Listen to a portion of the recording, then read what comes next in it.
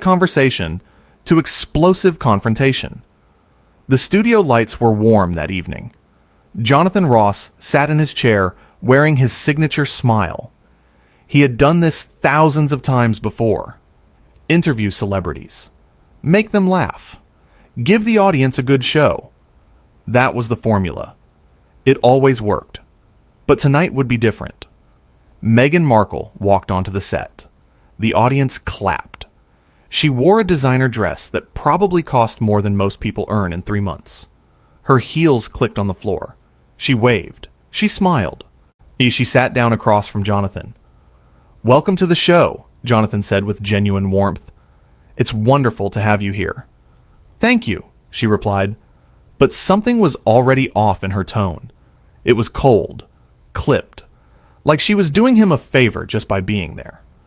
Jonathan pressed on like the professional he was. "So tell us, what have you been up to lately? What projects are you working on?" Meghan leaned back in her chair. She crossed her legs. She looked at Jonathan like he had just asked the most boring question in the world. "Well, Jonathan, I have so many projects going on right now. I don't even know where to begin. I'm writing. I'm producing. I'm creating content that actually matters. Content that makes a difference in people's lives. Not just, entertainment for entertainment's sake." The audience shifted in their seats. Entertainment for entertainment's sake. She was on an entertainment talk show, saying entertainment wasn't important. Jonathan's smile tightened just a bit at the corners, but he kept going. "That sounds wonderful," he said. "I think entertainment can make a difference too, We all need a bit of joy in our lives, a good laugh, something to take our minds off the difficult things." "Sure," Meghan said with a dismissive wave of her hand. "If that's what you want to call it. I suppose some people are satisfied with that level of contribution." You could hear it now. The edge in her voice. The condescension. Jonathan Ross had interviewed everyone. Movie stars, musicians, politicians, royalty. And here he was, being talked down to on his own show. But he tried a different approach. "Let's talk about your background. Your acting career. You were on a very successful show for many years. That must have been exciting." "It was fine," she said. "But I've evolved past that now. I was playing a character, following someone else's script. Now I'm in control of my own narrative. I'm writing my own story. Some of us need to do more than just read lines and look pretty for the camera." Jonathan blinked. Some of us. She was grouping him in with people who just read lines. He hosted a talk show. He was a comedian. He brought joy to millions of people. And she was dismissing it like it meant nothing. The audience was silent now. The energy in the room had changed. This wasn't fun anymore. This wasn't entertaining. This was uncomfortable. "Well," Jonathan said carefully, "I think there's value in all kinds of work. Acting, comedy, entertainment. It connects people. It brings happiness. That's important too." "If you say so," Meghan replied with a tight smile. "But I'm focused on bigger things now. More meaningful work. I'm sure you understand. Or maybe you don't. It's hard to explain to people who haven't reached that level of consciousness." That level of consciousness. She just called Jonathan Ross, a man who had built a decades-long career making people laugh and feel good, unconscious, on his own show, in front of his own audience. Jonathan's smile was gone now. "I'm sorry, but I have to ask. Do you think you're better than the work that other people do? Better than entertainers? Better than the people who work hard to make television shows and films?" Meghan's eyes narrowed. "And I think some people are content to stay small, to keep doing the same thing over and over, to never grow, to never challenge themselves. And that's fine. But I'm not one of those people. I need more. I deserve more." "You deserve more," Jonathan repeated slowly. He looked at her. Really looked at her. "You know what? I've had the pleasure of interviewing thousands of guests. Actors, directors, writers, musicians, athletes, members of your former family even. And do you know what the best ones all had in common? Meghan didn't answer. She just stared at him with her arms crossed. Humility, Jonathan said. Grace. Respect for others. Respect for the work that everyone does to make this industry function. From the camera operators to the makeup artists to yes, even the talk show hosts who give people a platform to promote their projects. Are you lecturing me? Meghan asked. Her voice went up a notch. You're actually sitting there lecturing me about humility and respect? I'm simply saying that everyone's work has value, Jonathan replied calmly. The janitor who cleans this studio? The assistant who gets you coffee? The audience members who took time out of their evening to come here and support this show? They all matter. Their contributions matter. And when you come on this show and act like you're above it all, above everyone here, it's disrespectful. Not just to me, to everyone. The audience started clapping. Slowly at first, then louder. They agreed with him. They could see what was happening. They could feel the disrespect that had been oozing from Meghan since she sat down. Meghan stood up. I don't have to sit here and listen to this. You're absolutely right, Jonathan said. You don't.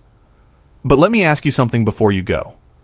When was the last time you did something just because it made someone else happy? Not because it made you look good? Not because it advanced your brand? Just because it brought joy to another human being? Meghan's face went red. How dare you? You have no idea what I've been through, what I've sacrificed, what I've had to deal with. I'm sure you've been through difficult things, Jonathan said gently. Many people have, but that doesn't give you the right to treat others as if they're beneath you. Success and hardship don't excuse poor behavior. This interview is over, Meghan announced. She turned to walk off the stage. Wait, Jonathan said. She stopped, turned around. I invited you here tonight as a guest. I welcomed you to my show. I asked you about your work because I wanted to give you a chance to share it with the world, and you responded with arrogance and condescension. So let me be very clear. You're not walking off this stage. You're being asked to leave. The audience gasped. No one had expected that. Jonathan Ross didn't kick people off his show. He was known for being kind, for being welcoming, for giving everyone a fair chance. But he had reached his limit. You can't do that, Meghan said. Her voice was shaking now, with anger, with shock, with embarrassment. I absolutely can, Jonathan replied. This is my show, and I will not allow anyone, no matter who they are or who they think they are, to disrespect the people who work here, the people who make this show possible, the people in this audience who came here to have a nice evening. He stood up, walked over to her, looked her in the eye. I've interviewed kings and queens, presidents and prime ministers, Oscar winners and Nobel Prize laureates, and every single one of them, every single one, treated the people around them with respect and dignity. That's what real class looks like. That's what real importance looks like. It's not about talking down to others. It's about lifting them up. Meghan opened her mouth to respond, but nothing came out. What could she say? She had been caught, exposed. Her mask of superiority had slipped, and everyone had seen what was underneath. I think it's time for you to go, Jonathan said quietly. The audience started clapping again. This time it was thunderous. They were supporting Jonathan, backing him up, showing him that he had made the right call. Meghan looked around the studio, at the cameras, at the crew, at the audience. Everyone was watching her. Everyone had witnessed what had just happened, and she knew in that moment that she had made a terrible mistake. But instead of apologizing, instead of showing even a hint of regret or self-awareness, she doubled down. You'll regret this, she said. Her voice was low, threatening. Do you know who I am? Do you know what I can do? One phone call and your career's over. One interview and everyone will know what kind of person you really are. Jonathan actually laughed. Not a mean laugh, Just a laugh of disbelief. Is that really how you think the world works? You think you can threaten me? Intimidate me? I've been doing this for 30 years. I've built this show on honesty and respect. And you think you can destroy that with one phone call? He shook his head. The only person whose career is in danger here is yours. Because people don't forget. They don't forget when someone shows their true colors. They don't forget entitlement. They don't forget arrogance. And they especially don't forget when someone threatens a beloved television host on his own show. Meghan's face had gone from red to white. She realized what she had done. She had made it worse. So much worse. She had gone from being rude to being threatening. And it was all on camera. All being recorded. All going to be seen by millions of people. She started, but she couldn't finish. There was nothing to say. Nothing that would make this better. Security! Jonathan called out. 2 men in dark suits appeared from the side of the stage. Please escort our guest out of the building. Make sure she leaves the premises immediately. The security guards walked over to Meghan. They didn't touch her. They didn't have to. They just stood there, waiting, making it clear that she needed to leave. Now. Meghan looked at Jonathan one more time. There was hatred in her eyes. Pure hatred. But also something else. Fear. Because she knew she had lost. She had lost the battle. She had lost the audience. She had lost her dignity. She turned and walked off the stage. The security guards followed her. The sound of her heels clicking on the floor echoed through the silent studio. And then she was gone. Jonathan stood there for a moment, just breathing, processing what had just happened. Then he turned back to the audience, to the cameras, to the millions of people watching at home. Well, he said with a small smile, that was unexpected. I apologize to everyone here and everyone watching at home. That's not the kind of show we like to do. We like to have fun. We like to laugh. We like to celebrate people and their work. He sat back down in his chair, took a sip of water, gathered himself. But sometimes, he continued, you have to stand up for what's right. You have to draw a line. Because if we don't, if we just let people walk all over us and treat others with disrespect, then what kind of world are we creating? What kind of example are we setting? The audience started clapping again. Not angry clapping, not aggressive clapping, just genuine appreciation for his honesty, for his courage, for standing up to someone who clearly thought she was above everyone else. Thank you, Jonathan said with real warmth. Thank you for being here tonight. Thank you for your support, and thank you for understanding why I had to do what I did. He looked at the camera, directly into the lens, speaking to everyone watching. Life is short, too short to spend it being mean to people. Too short to waste on arrogance and superiority. We're all just human beings trying to do our best, trying to make it through each day, trying to find a little bit of happiness and meaning. His voice got softer, more personal. And you know what? There's nothing wrong with entertainment. There's nothing wrong with making people laugh, with giving them a break from their problems, with bringing a little bit of joy into their lives. That's not shallow. That's not meaningless. That's one of the most important things we can do for each other. The audience was silent now, hanging on every word, because this wasn't just about what had happened with Meghan. This was bigger.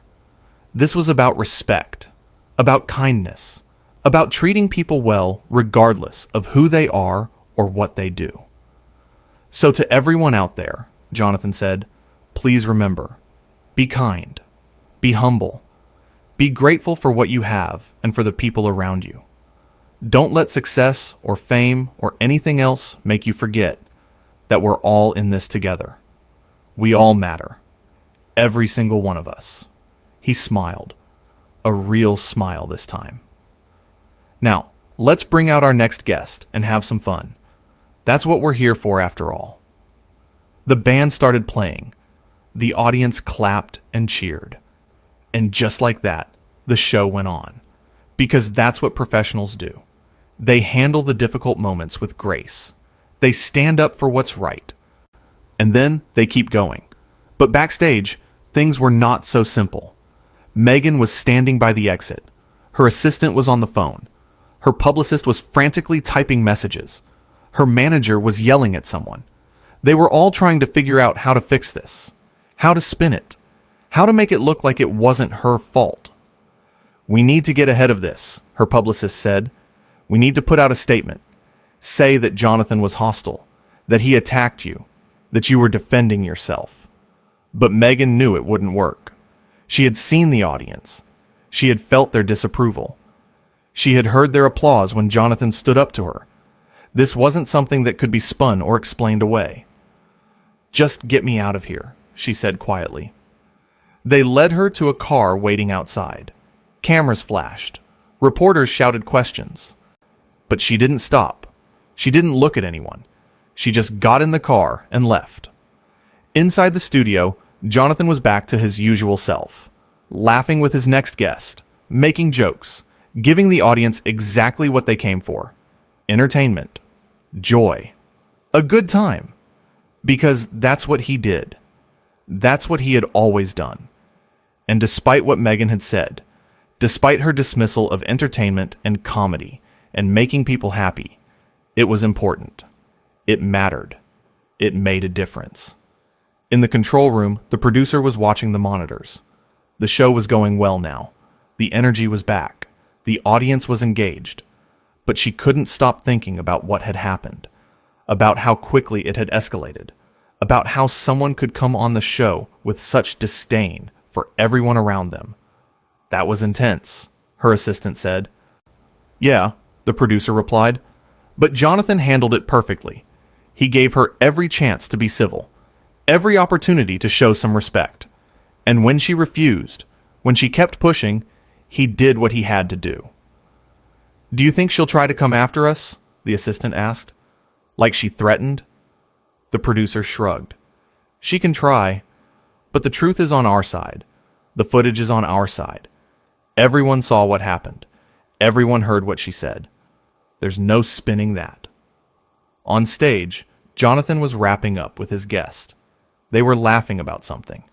The guest was telling a funny story. The audience was eating it up. This was how it was supposed to be. This was what a good talk show looked like. "Thank you so much for being here," Jonathan said to his guest. "You've been wonderful." "Absolutely wonderful." "Thank you for having me," the guest replied. "This has been so much fun." And that was the difference. That was what Meghan didn't understand. It wasn't about being better than everyone else. It wasn't about being more important, or more evolved, or more conscious. It was about being a good person, about treating others well, about being grateful for opportunities, and showing respect to the people who gave them to you. As the show ended and the audience filed out, people were talking, sharing their thoughts, their reactions, their disbelief at what they had witnessed. "I can't believe she talked to him like that," one woman said. "I know," her friend replied. "She was so rude, so condescending, and Jonathan was so patient with her. He really tried." "Good for him for standing up to her," another person chimed in. "Someone needed to. You can't just treat people like that and expect no consequences." And they were right.